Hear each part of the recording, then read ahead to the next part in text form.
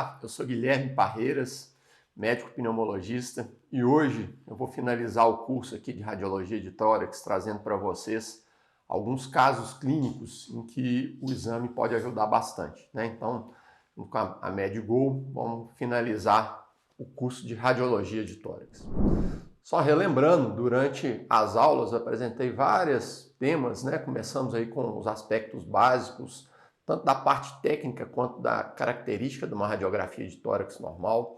Depois eu mostrei um padrão de interpretação, um roteiro de interpretação para facilitar esse processo e sistematizá-lo. Falei de alguns termos que são muito importantes conhecer para descrever corretamente as imagens e entrei nas alterações que levam esse padrão radiológico diferenciado. Então, uma vez apresentado todo o conteúdo teórico, vamos passar aqui para alguns casos clínicos, como eu disse. Então, iniciando, né, essa é uma primeira situação, uma paciente aí, mulher, 27 anos, chegou no pronto atendimento falando que mais ou menos 2 horas antes tinha iniciado com um quadro súbito de desconforto torácico, falta de ar, e isso começou depois que ela teve uma discussão com o namorado. Negava tosse, mas falava aí uma sensação de febre que não havia sido aferida, né? Aprofundando no histórico dela, ela não tinha nenhuma comorbidade, fazia uso apenas de anticoncepcional oral e tinha uma carga tabágica baixa, em torno de 15 anos maço.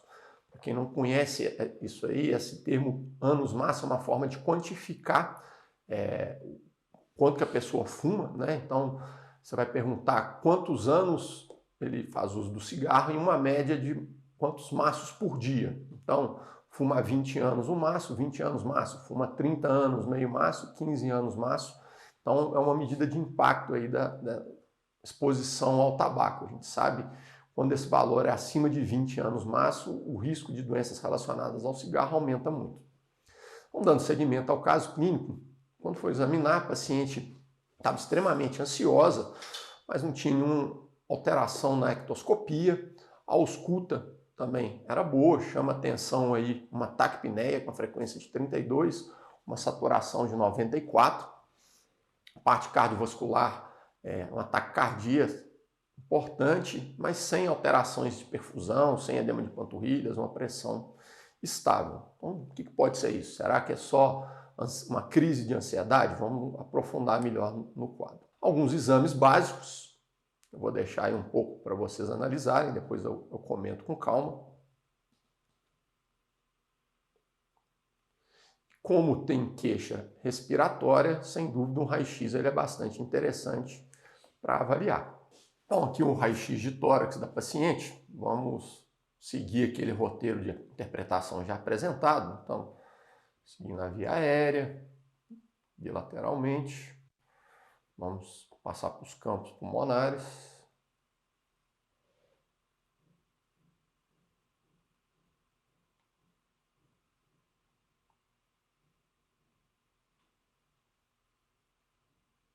Passar para a área cardíaca, todo o contorno aí da silhueta cardíaca, a borda diafragmática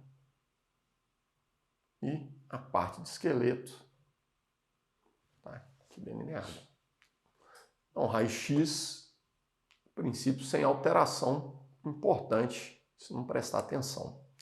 Então, destacando aqui nos exames da paciente, o que a gente tem? Há uma leucocitose com desvio e um PCR um pouco aumentado. Então, será que isso é uma doença infecciosa?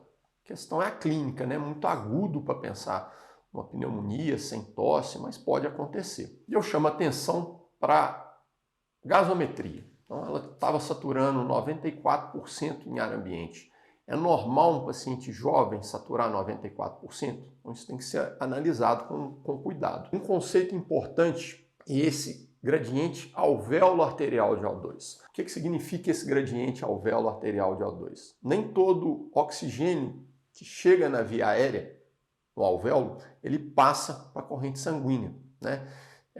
O oxigênio não é um gás com uma difusão perfeita como o CO2, e há também alterações da relação ventilação-perfusão, que nós vamos ter áreas que estão mais bem ventiladas e pouco perfundidas, ou o contrário.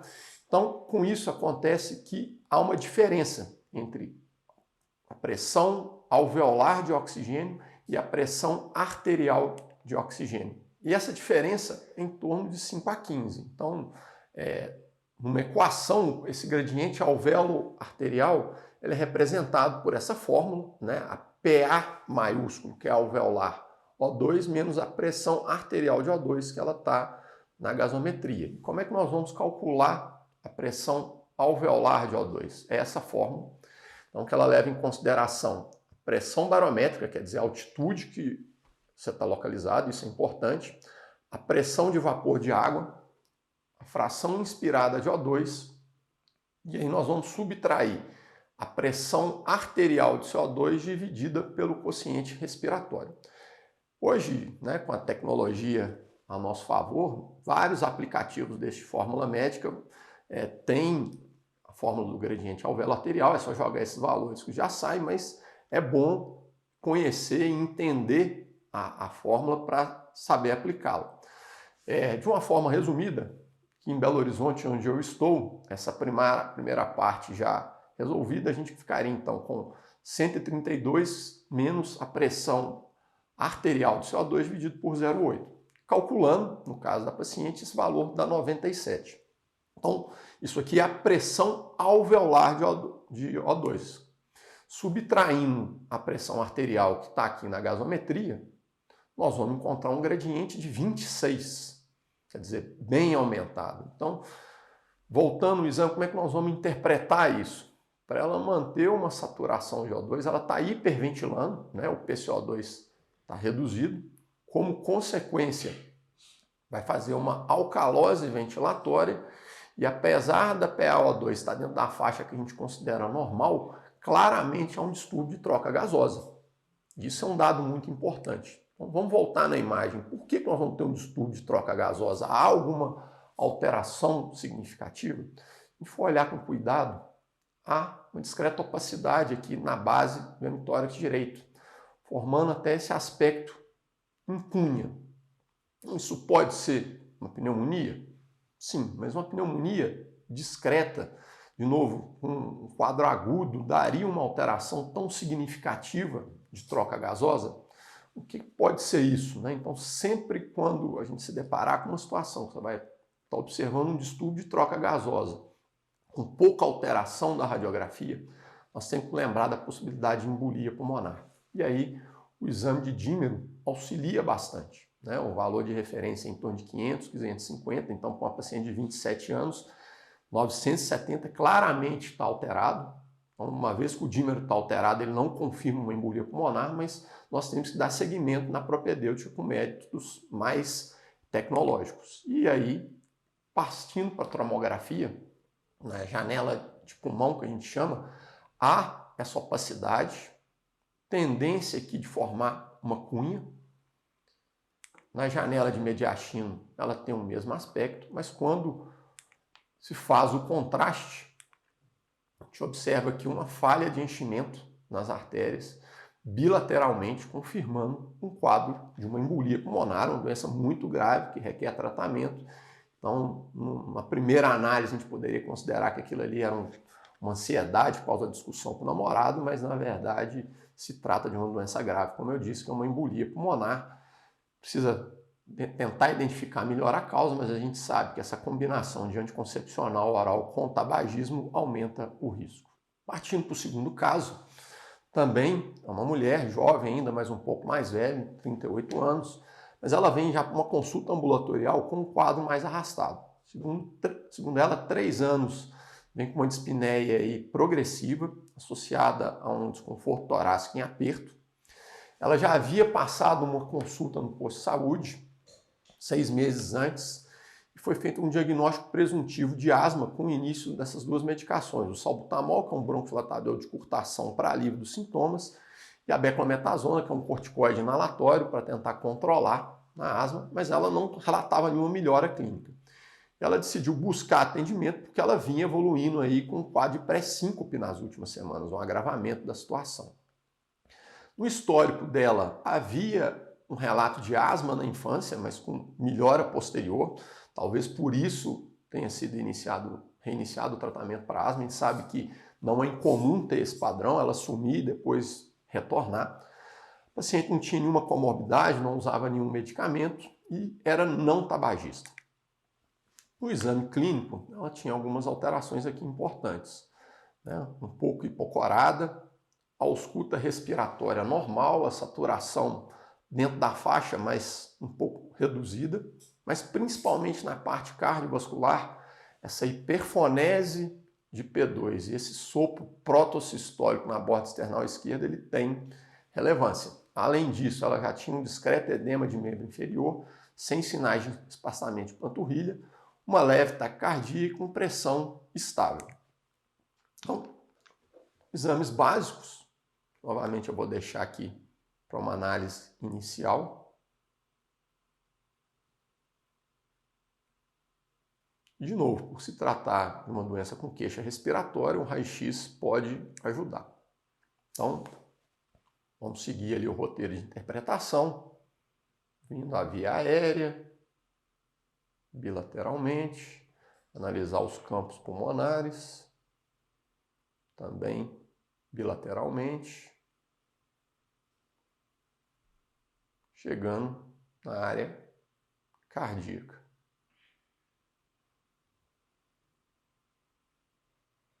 Também, por último, aí, o contorno diafragmático e a parte óssea. Então, fica aí para análise, ver se algo que chama atenção.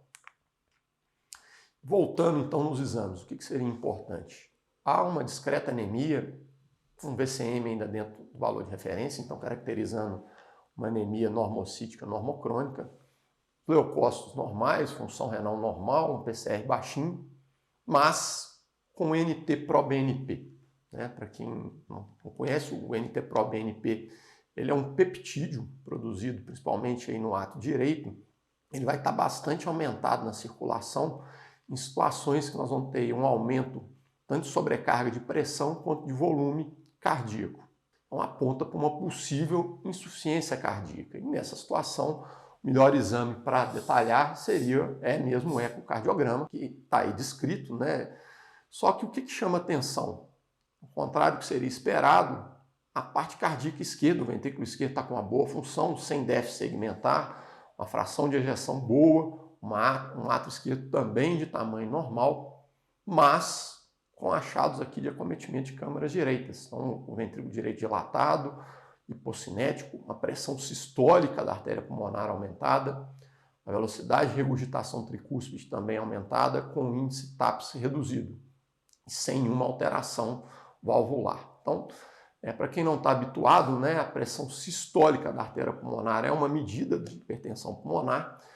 O cálculo da pressão sistólica, ele utiliza-se aí a equação de Bernoulli, em que nós vamos pegar a pressão de átrio direito e estimar essa pressão. Então isso é uma forma subjetiva. O ecocardiografista vai observar uma série de sinais. O tamanho do átrio direito, a presença de dilatação da cava superior, a cava inferior dilatada, e ele vai imputar um valor subjetivo aí para essa pressão de átrio direito. Somado a isso, ele vai pegar o valor da velocidade de recrutação tricúspide na terceira potência. Então, hoje, quando a gente está fazendo a análise, os estudos mostram que o VRT, nessa velocidade de recrutação tricúspide, ele tem melhor correlação com a pressão média aferida no cateterismo cardíaco direito do que a pressão sistólica. E considera-se um valor normal até 280. De 280 a 340, nós vamos ter que observar se há sinais associados no ecocardiograma que apontam para um acometimento de câmara direita, mas acima de 340, com certeza, há hipertensão pulmonar, nesse caso muito elevado. Já o índice TAPS, ele mede o grau de incursão do anel tricúspide durante a sístole, e menor que 17, ele é um indicativo de disfunção de câmara direita, seria aí quase como um análogo à fração de ejeção para medir, nesse caso, as câmaras direitas. O ecocardiograma, né, é um exame muito útil nesse caso. Essa imagem de 4 câmaras que a gente chama, que fica aqui muito evidente, que é esperado no exame normal, é que as câmaras esquerdas sejam maiores que as câmaras direitas. No caso do ventrículo, ele está praticamente do mesmo tamanho, mas um grande aumento do átrio direito. E aqui é só para mostrar como que é medida essa velocidade de recrutação tricúspide, né? Pego o jato tricúspide e com isso o ecocardiografista faz essa medida. Voltando na imagem, o que é característico, a gente seguindo aqui o contorno cardíaco, há um aumento importante do tronco da artéria pulmonar e os vasos mediastinais, principalmente à direita, estão bastante exuberantes, que já são achados no raio-x que apontam para a possibilidade da hipertensão pulmonar, que é o diagnóstico da paciente. Trago aqui, para quem quiser aprofundar mais no tema, a hipertensão pulmonar é uma doença muito grave. Recentemente foi publicado um novo guideline aí, conjunto da Sociedade Respiratória Europeia com a Cardíaca Europeia, agora de 2023, é facilmente encontrado na internet, ele está open aí para quem quiser o acesso. De uma forma resumida aqui, não vou aprofundar muito no tema, né? A hipertensão pulmonar, ela pode estar relacionada a diversas causas. Não é incomum. Estudos aí de prevalência mostram que aproximadamente 1% da população vai apresentar hipertensão pulmonar medida ao eco. Sem dúvida, a causa mais frequente é secundárias doenças cardíacas esquerdas, né? Onde nós vamos ter um aumento de pressão em câmara cardíaca esquerda, retrogradamente ele vai ser transferido para as câmaras direitas, não necessariamente quer dizer que é um problema do coração direito, ele vai estar sofrendo a consequência.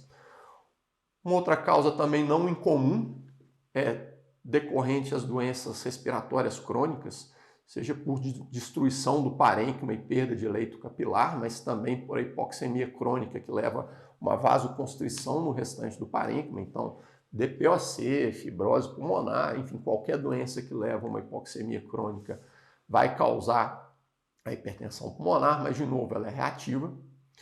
Nós temos um grupo aí de várias causas que a gente chama de miscelânea, que a etiologia não é bem definida, então algumas doenças hematológicas, doenças sistêmicas, mas as duas principais causas, sim, do ponto de vista de que a gente tem que ter atenção para tratamento, é a hipertensão arterial pulmonar. O problema está nas artérias pulmonares, em que vai haver uma hipertrofia da camada média, uma disfunção endotelial, trombose in situ, e com isso a circulação vai estar prejudicada, aumentando a pressão, ou decorrente de uma doença tromboembólica crônica, né? Hoje os estudos mostram que após uma embolia aguda, até 3% dos casos, o coágulo não é totalmente reabsorvido, e também vai levar a essa obstrução, causando a hipertensão pulmonar. Então, quando a gente detecta a hipertensão pulmonar no eco, o que a gente tem que tentar fazer é classificar nesses 5 grupos que eu falei. O grupo 1 é o grupo da hipertensão arterial pulmonar, que são doenças raras, tem aqui várias causas. Esse grupo é importante, que é onde tem tratamento específico com drogas vasodilatadoras. O grupo 2 é o mais comum, nesse caso nós vamos tratar a doença de base cardíaca, não há benefício das medicações específicas. O grupo 3 é das doenças pulmonares, também não há benefício de tratamento, a não ser nas doenças intersticiais fibrosantes, ainda é uma coisa que está começando a ser estudada. O grupo 4 é um grupo importante da embolia crônica, porque aqui há tratamento específico, seja através de cirurgia, que é a tromboendarterectomia pulmonar, mais recentemente tem ganhado força aí a angioplastia, pode-se usar alguns medicamentos, mas é uma causa potencialmente curável. E o grupo 5 é aquela múltiplas causas que a gente chama de miscelânea. Como eu disse, então, você vê, né, pela descrição, a presença de várias causas, existe um fluxograma que nos ajuda a tentar identificar cada uma dessas situações e progredir o tratamento. Então, não vou aprofundar aqui, ele seguindo a gente fazendo vários exames, como cintilografia, angiotomografia, sorologias, enfim, várias causas. Por fim, nós vamos chegar no cateterismo cardíaco direito. E se esse paciente estiver no grupo 1, no grupo 4, é altamente recomendado que eles sejam encaminhados para centro de referência para fazer um tratamento adequado. Partindo aqui para o terceiro caso. Então, aqui já é um homem mais idoso, 71 anos, chega no consultório queixando uma dispneia progressiva. ao longo dos últimos 3 anos. A gente caracterizou como grau 3 MRC. Essa MRC é uma outra forma de classificação, muita gente está habituada aí com a classificação da NYHA, né? New York Heart Association. A MRC, ela engloba o seguinte: grau 0 é o paciente que não tem dispneia para nada, pratica atividade física sem ficar cansado. O grau 1 é quando ele vai fazer um esforço extremo, como um exercício aeróbico ou subir uma escada. Grau 2, o paciente queixa de cansaço quando ele vai fazer uma caminhada, algum exercício, e ele não consegue acompanhar uma pessoa da mesma idade saudável. O grau 3, ele tem que interromper uma caminhada aí de mais ou menos 100 metros, então, sempre pergunto, 2 a 3 quarteirões, o paciente fala que ele não consegue andar, isso ela é caracterizada como grau 3, que é o caso. E o grau 4 é a dispneia aos mínimos esforços ou mesmo em repouso. E nesse caso aqui, ela foi caracterizada, como eu disse, como grau 3 e tinha uma tosse seca associada. Ele negava sibilos, secreção ou presença de edema. Então ele já vinha em acompanhamento no centro de saúde com um diagnóstico aí presuntivo, que é um problema de insuficiência cardíaca e DPOC, já tratando com furosemida e formoterol budesonida, que é uma associação de bronquodilatador com corticoide inalatório, mas sem nenhuma melhora clínica. Aprofundando no histórico, ele é um grande tabagista, uma carga aí de 50 anos máximo, negava passar de doenças pulmonares, vinha tratando aí uma hipertensão diabética, com losartana e amlodipina e uma metformina. No exame clínico, o que chamava atenção? Nectoscopia, a presença de baqueteamento digital, para nós pneumologistas é uma informação importante, e a ausculta crepitava bastante, principalmente em bases, essas teleinspiratórias que a gente chama em velcro, já tinha uma taquipneia e claramente um distúrbio de troca gasosa com uma saturação de 91%. E, ao contrário do que seria esperado num paciente com insuficiência cardíaca, a ausculta sem alterações, sem edema de membro inferior, uma pressão boa. Os exames básicos deixo aí para análise, como a gente vem fazendo, né?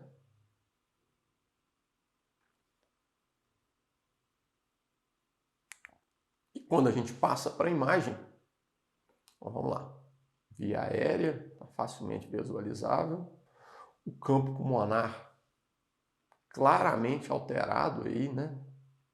Tanto à direita quanto à esquerda, o infiltrado reticular exuberante, um botão aórtico aumentado, mas a área cardíaca nada exuberante para pensar na insuficiência cardíaca como causa dos sintomas. Voltando no histórico, acho que cabe um parêntese, chamei a atenção aqui. Diagnóstico presumido de insuficiência cardíaca e DPOC, a gente tem que ter muito cuidado com isso, né? A gente sabe que em algumas situações os exames principais para essa análise, que seriam o ecocardiograma e o DPOC, não estão disponíveis, mas sempre tem que se tentar realizá-los, porque isso pode mudar todo o acompanhamento.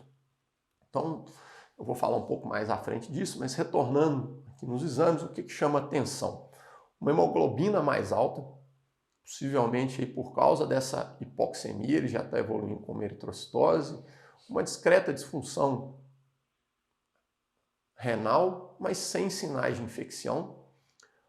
Ao contrário do outro caso, o NT-proBNP discretamente aumentado, mas para a idade dele aí ele está no limite, considerando os sintomas tão intensos na dispneia grau 3, se isso fosse para insuficiência cardíaca, eu esperaria valores muito mais altos.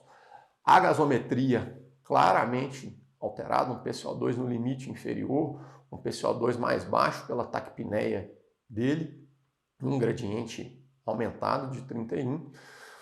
Mas pensando nesse diagnóstico do DPOC, chama atenção a ausência da espirometria. Então, o que é a espirometria? A espirometria é um exame em que o paciente faz uma sequência de exercícios ventilatórios no aparelho que vão ser medidos aí tanto os fluxos quanto os volumes pulmonares. E para as doenças respiratórias é um teste extremamente importante.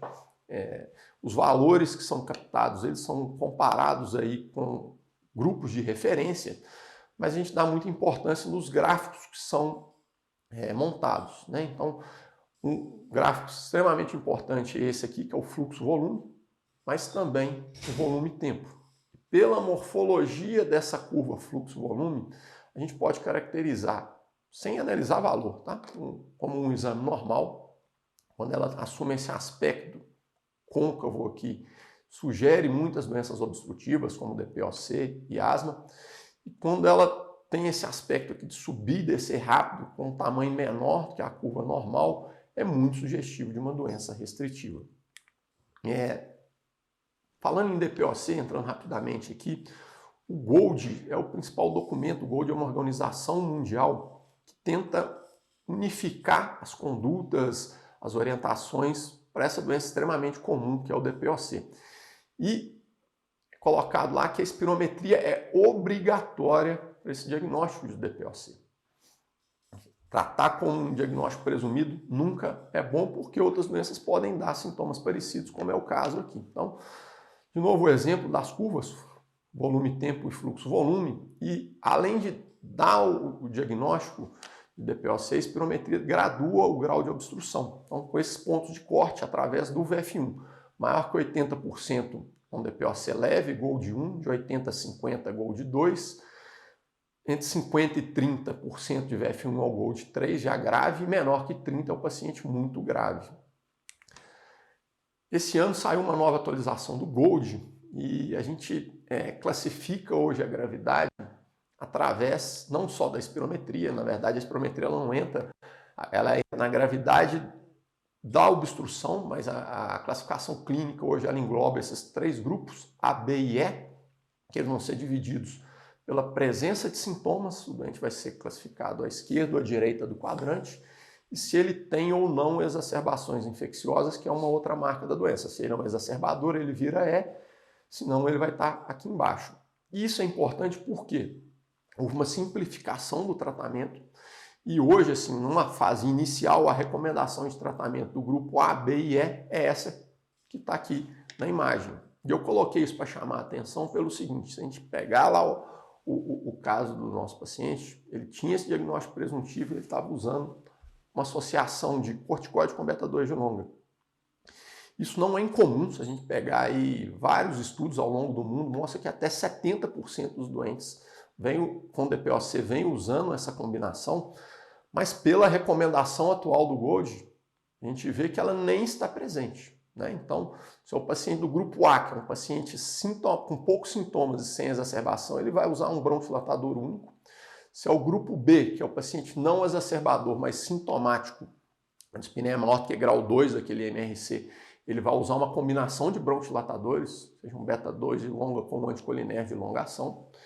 E o grupo E, que é o exacerbador, vai fazer uso dessa combinação, e principalmente se ele tiver eosinofilia no sangue periférico, ou se ele continuar exacerbando, ele já vai para terapia tripla com corticoide, mas atualmente, volta a reforçar, não há nenhuma recomendação para beta-2 de longa com corticoide inalatório. Então, voltando ao nosso caso, aquele infiltrado reticular, quando vai se analisar de forma mais detalhada na tomografia, tem esse aspecto, né?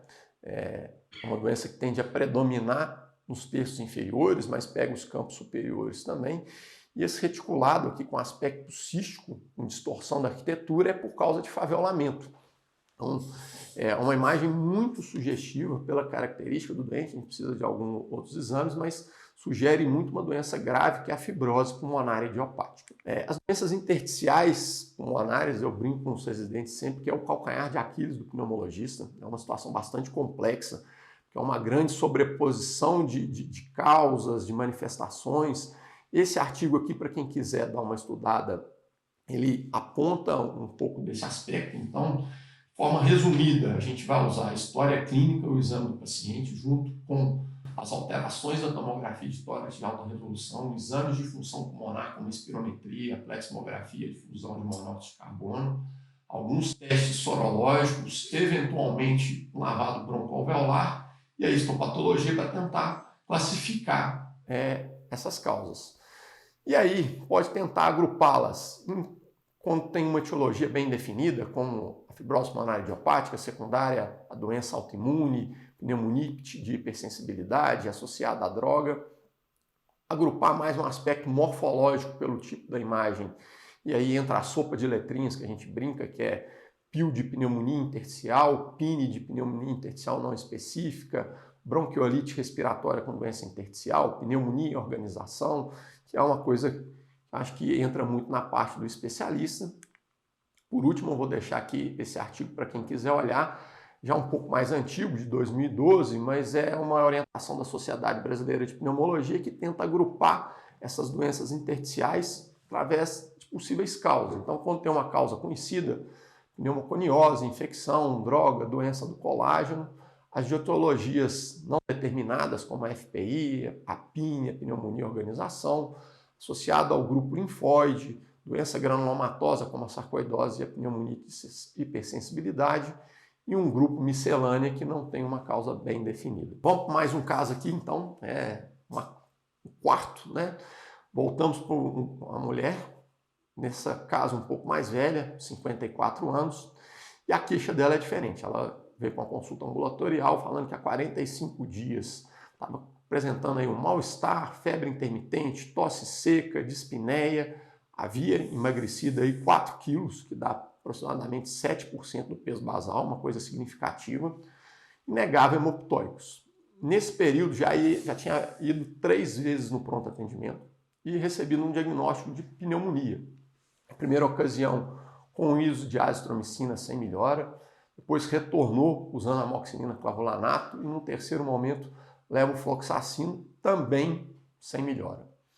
Na histórico dela, um tabagismo, mas com a baixa carga, 10 anos máximo, sem passado de doenças pulmonares, a única comorbidade era um hipotireoidismo com o uso de levotiroxina, mas ela relatava nos últimos 2 anos aí um quadro sugestivo de uma síndrome de Raynaud, que ela não havia ainda pesquisado. Então, Raynaud, quando, principalmente na época do frio, há uma vasoconstrição, os dedos ficam bem branquinhos, né, por falta de circulação, e depois há uma vasodilatação que vai ficar vermelho, dolorido, que sugere doença autoimune. No exame clínico dela, uma paciente hipocorada, taquipneica com saturação limítrofe, crepitando em bases, taquicárdica, quer dizer, não tem alterações aqui, não está bem. Aqui os exames básicos que ela realizou.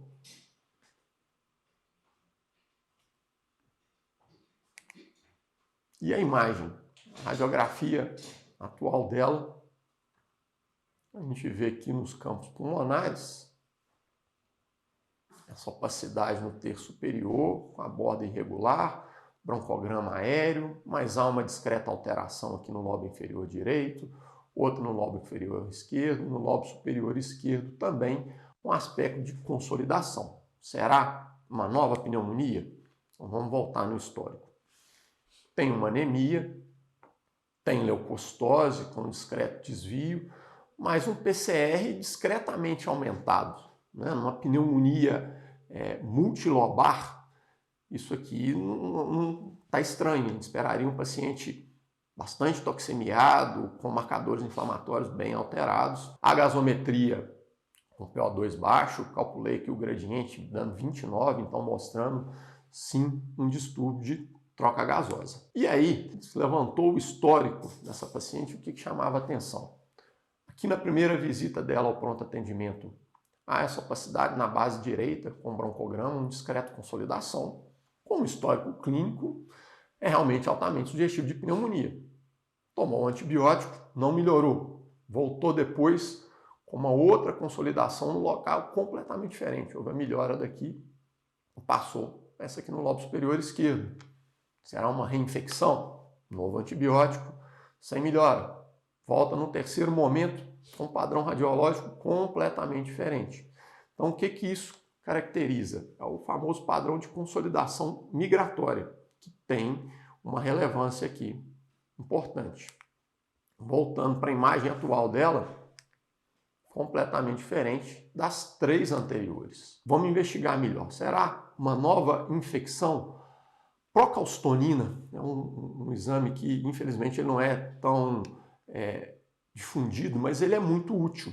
Ele é um marcador infeccioso muito mais específico do que o PCR. E no caso dela, vem uma procalcitonina negativa, praticamente excluindo uma infecção bacteriana como causa do processo.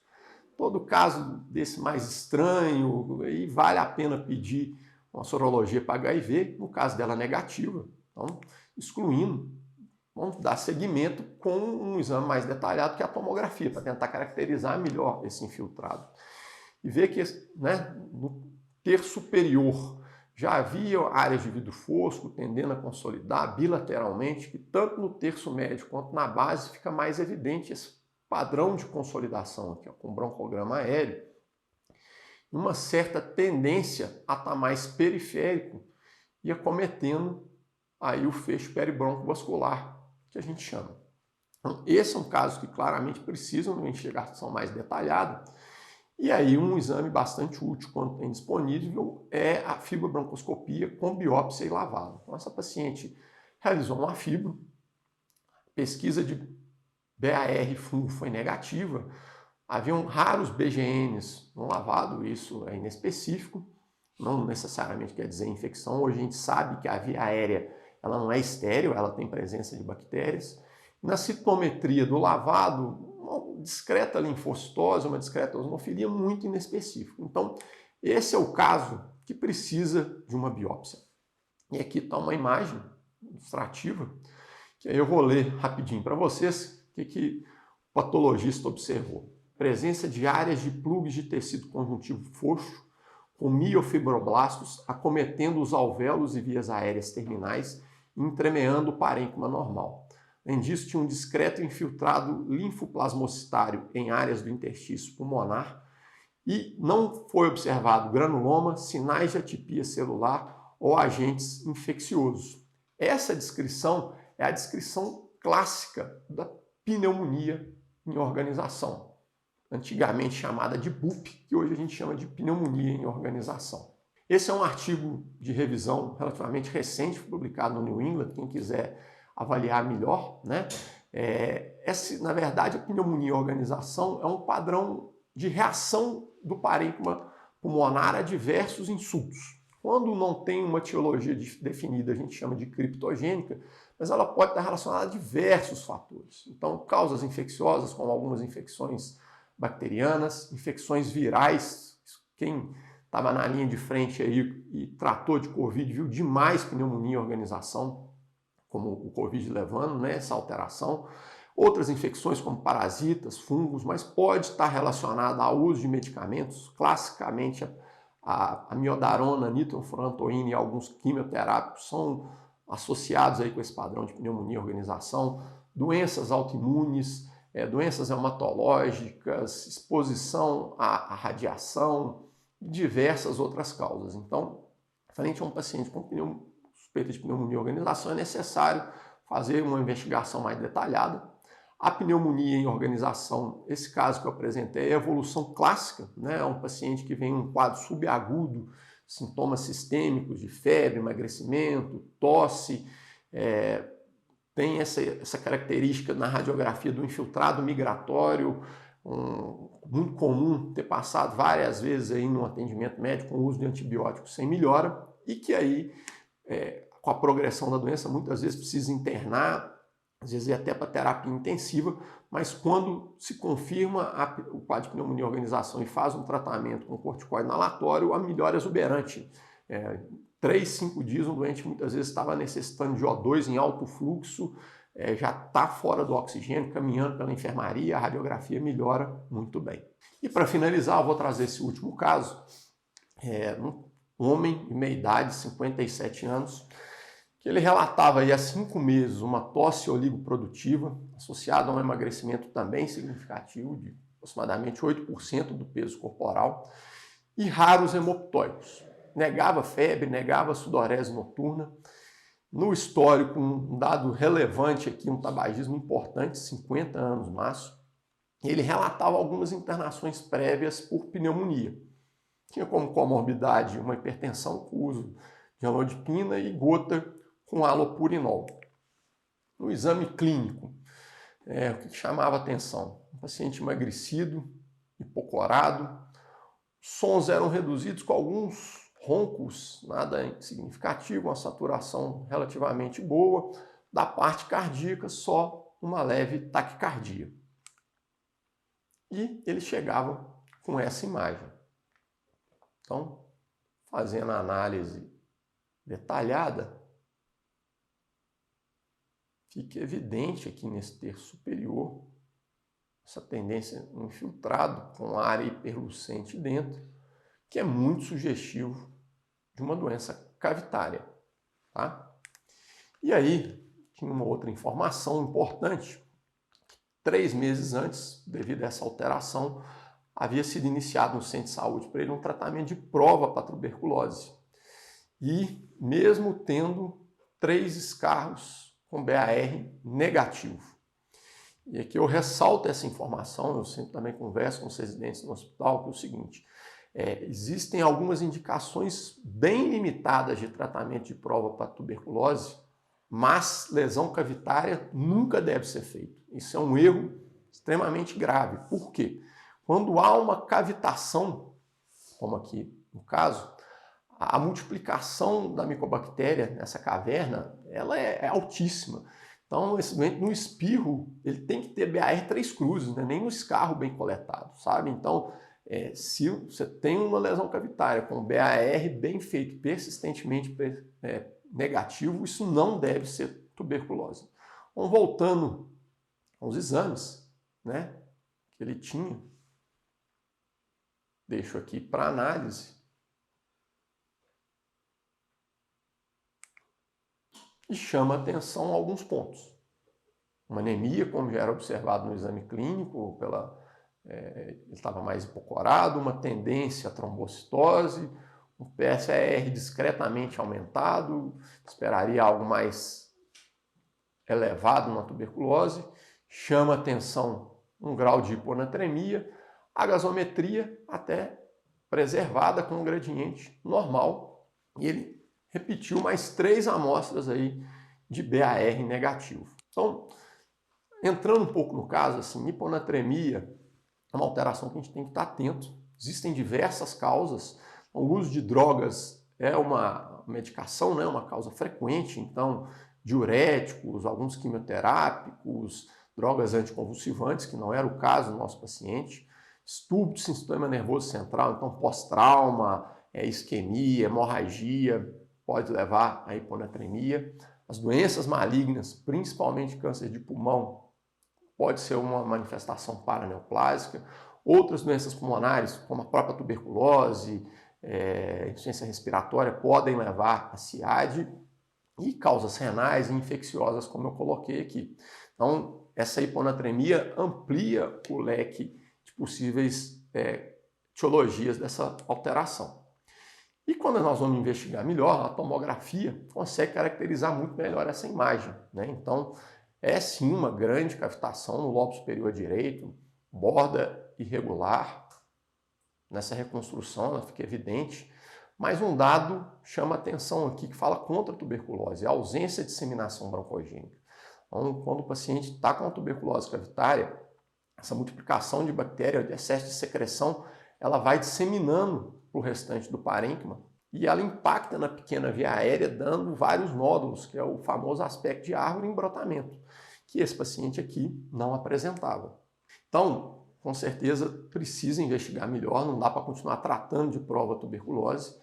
E um exame extremamente importante no caso foi a broncoscopia, que ela já mostrou aqui sinais de compressão extrínseca do lobo superior direito. No lavado, de novo, BAR negativo, fungo, que seria um diagnóstico diferencial negativo, mas na citometria já foi possível observar células com atipia nuclear importante. Que na biópsia, né, tem aqui esse aglomerado de células com núcleo citoplasma alterado, que é muito sugestivo de uma neoplasia, no caso aqui, um carcinoma espinocelular, que é uma causa relativamente frequente de lesão cavitária, sem disseminação broncogênica, que pode manifestar com síndrome paraneoplásica de trombocitose e de hiponatremia. Então, coloquei aqui só para ilustrar como é diferente, né? Que é o nosso paciente com tumor cavitado. No caso de tuberculose, em que há também uma cavitação aqui no lobo superior, mas há um infiltrado nodular em base contralateral por causa daquela disseminação broncogênica que eu disse. E na tomografia, esse aspecto. Então, aqui está contralateral a área de cavitação, mas esses vários nódulos dando aspecto em roseta, que a gente chama, ou árvore em brotamento, que é sugestivo aí de disseminação broncogênica, nesse caso por tuberculose. Então, diferente os dois casos que eu mostrei. Então, lembrar sempre, doença cavitária não é sinônimo de tuberculose. Na verdade, o diagnóstico diferencial dessas lesões é muito amplo. Então, outras causas infecciosas, como pneumonia necrotizante por bactérias anaeróbias, Staphylococcus aureus, Pseudomonas aeruginosa, alguns germes atípicos, como nocardia, rodococcus e actinomyces, podem dar cavitação parecida com esse caso que eu apresentei, sem tanta disseminação broncogênica. Não é só a tuberculose, há outras micobactérias, como Avium cansace, também é causa de doença cavitária. Infecções fúngicas, principalmente histoplasma, aspergillus e mucormicose, mas existem causas não infecciosas. Então, uma embolia pulmonar com infarto, ela pode necrosar. Vasculites, como o Wegener, pode necrosar. A neoplasia, que é o nosso caso, alguns cistos dão esse aspecto de lesão cavitária, assim como bronquiectasias e o empiema, que vai ser um acometimento do espaço pleural. Bom, com isso, eu termino aqui essa última aula, deixo as referências aí dos principais temas que eu coloquei na aula de hoje. Espero que o curso tenha sido proveitoso, conceitos novos aí para ajudar no raciocínio clínico. Nós aqui da Medigol vamos deixar um canal de comunicação para quem tiver dúvida relacionado às aulas, quiser compartilhar algum caso clínico que esteja também aí querendo uma ajuda. E um grande abraço, até a próxima!